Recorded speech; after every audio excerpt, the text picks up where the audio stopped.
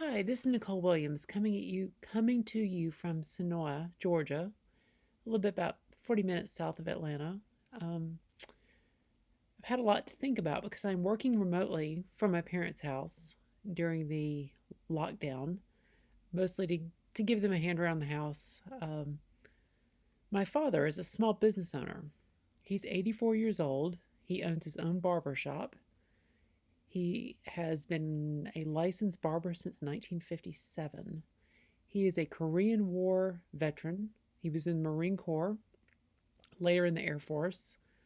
Um, since this lockdown, no aid has been forthcoming to my parents, uh, who are working because they must work.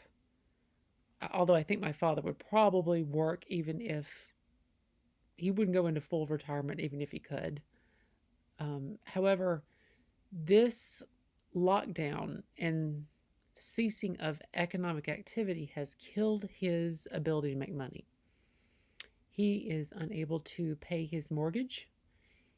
He is going to have problems paying the rent on his business that he is not even using at the moment.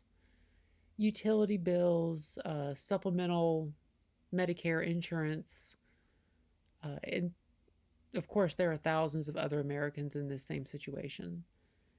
Uh, my dad has applied for the EIDL grant, which was said to be up to $10,000.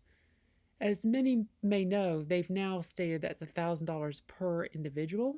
Since my dad is a sole proprietor, that would be $1,000 at the most, which really doesn't help him very much. And he was told that it would be a 3 day turnaround.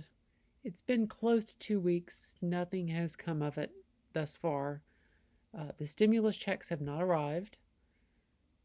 My parents financially are becoming increasingly in dire straits as each day moves forward.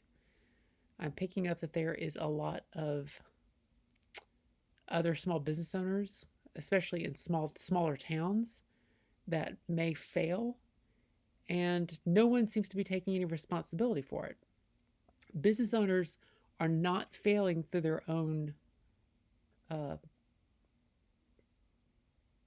they're not failing from their own negligence or bad business decisions. They're failing because they're not permitted to make a living by government decree. Uh, once again, no money, no aid is really forthcoming. The big businesses have been eating up aid from the government, which explains why Wall Street stopped falling. But once again, small business owners, and I'm talking about small Main Street businesses, are taking it and failing and are basically told there's maybe something forthcoming may happen in the weeks or months to come. Um, if you put these individuals out of business, you will have a massive segment of the American population which may be homeless, may not have anything to their name but debt, and they won't have anyone to blame but the government. The government created this problem. They have not made business owners whole. They've not even partially made business owners whole. And they're prohibited from working.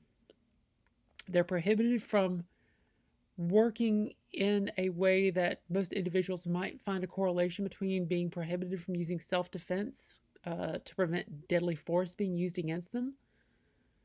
This virus is, or this lockdown, I should say, because of the virus, could unleash a depression, an economic depression in this country, which will kill not only economic activity, employment opportunities, but may kill individuals, put them on the street. You're going to see a rise in depression, alcoholism. Um, this cannot continue. This simply cannot continue. Our public officials must be held to account for this economic calamity, which they have bought on. This was their decision. not the individual men, working men and women of this country. Something must be done, and it must be done now. Take note, Washington. Take note, Atlanta. Take note, every other government official in this country. If this is how you treat veterans, if this is how you treat senior citizens, if this is how you treat common working people, there will be consequences of some kind, because you cannot put this many Americans out of work in perpetuity without recourse to save themselves, their businesses, their families. It's really hard to say what comes next after this. This is not. We have public officials that are still drawing paychecks. They're not going to let it affect them. This affects ordinary people. So something must be done, and I don't know what that next step is, but the conversation's not really being had, and we have federal bureaucrats dragging their feet. We have state bureaucrats dragging their feet. We have different departments not talking to one another. We have a partisan Congress who only cares about being reelected. We have a president, I'm not entirely sure what he's doing. We have a governor in this state who looks utterly incompetent. And we have a state legislature who won't hold him to account. But meanwhile, vast amounts of wealth, Main Street wealth, is being lost in this country. This is not acceptable.